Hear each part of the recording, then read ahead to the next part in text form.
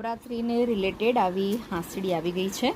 આ જર્મન સિલ્વરમાં છે. એમાં અલગ અલગ તમને ડિઝાઇન મળશે. હાંસડીમાં અલગ અલગ ડિઝાઇન છે. જર્મન સિલ્વરમાં છે હાંસડી. આ રીતના અલગ અલગ ડિઝાઇનમાં તમને મળી જશે.